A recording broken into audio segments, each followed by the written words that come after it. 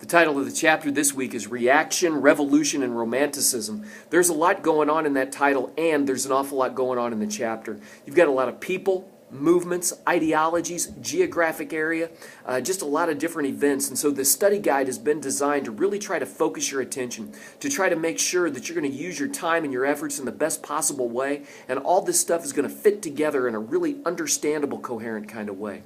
As you get ready then for this week, make sure that you are being as focused as you can be, and that you remember that you're accountable for everything on this study guide. Study guide's really going to form the basis of a lot of conversation and a lot of accountability in the class on Thursday.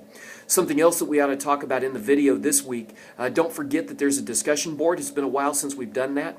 You are now responsible for making sure that your response has at least 4 sentences in it, so that you're really articulating your argument, you're really developing a very coherent kind of response. Make sure that not only do you post that response, but that you also are responding to one of your classmates, and of course addressing any questions that people might address to you, whether it's us or one of your classmates. It's supposed to be a discussion, and really it'll work better if we get a lot of back and forth going. In terms of focus questions, there's focus questions this week as well. We're not exactly sure what's going on with Learning Studio. From our standpoint, as we look at our screen, it says that it's up and running and that it's exactly the same as everyone we've done so far this semester. However, we've heard that there's maybe potentially been some problems accessing that. If you're having that problem, first, please let us know. Send an email to us so that we know what's going on and so that we can try to rectify the situation. If all else fails, we'll take hard copies in class on Thursday. But absolutely, please give it a shot. Let us know. It would help us a lot if we could figure out what's going on, so that going forward we could try to make sure that any problems that might present themselves can be easily dealt with.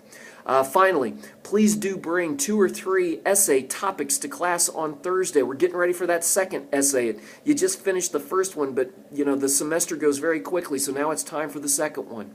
This is the one that's going to be on some sort of important person in history from 1600 to 2000. So bring 2 or 3 topics that you can kick around and maybe try to focus on. Remember, it's not like an old school report. You want to do something more than that. We want to talk about significance. We want to talk about connections. We really want this to be a situation in which you are doing a lot of research and making a lot of historical connections and being engaged in historical thinking. Thanks for watching. Have a good week. Let us know if there are any problems and any questions.